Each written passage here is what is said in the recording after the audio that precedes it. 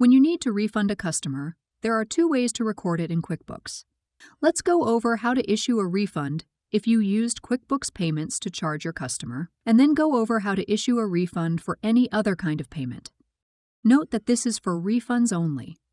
If you want to give someone credit that they can use on a future purchase, you would use a credit memo, and there's a link to that video over here. If you used QuickBooks Payments to process a payment from your customer, go to the sale you recorded. If it is an invoice, select the link to the payment. Then select More, then Refund. Note, if it is a sales receipt, just select More and Refund right from the sales receipt. Select Yes, Refund Payment. QuickBooks fills out a refund receipt for you based on the original sale.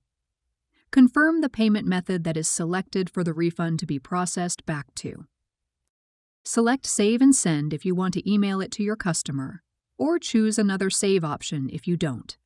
Once you are done, select Save and Send if you want to email it to your customer, or choose another save option if you don't. If you received a payment in any other way, select Create Refund Receipt. Note that these steps record the refund in QuickBooks. If you use an outside payments processor like Stripe or PayPal, you'll still need to process the refund with them to get the money back to your customer. If you know the customer's name, enter it here, but you can also leave this blank. Enter when you refunded your customer. Then enter the payment method, which is how you paid the customer back. If you don't see the correct payment method, select Add New. Note that this only records the refund. To pay the customer back, you'll still need to write them a check or process the return with your payment processor.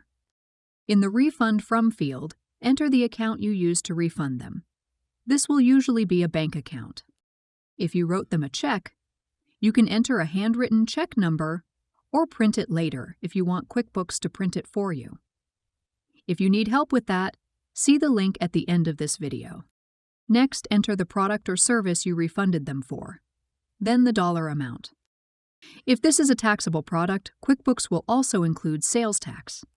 This refunds the customer for the sales tax you collected, and it also reduces your sales tax liability.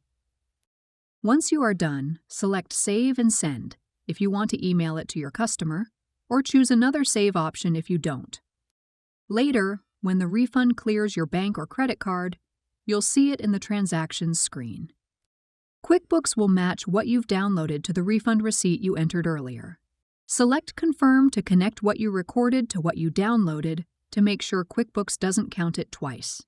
Now you're ready to record refunds to customers in QuickBooks.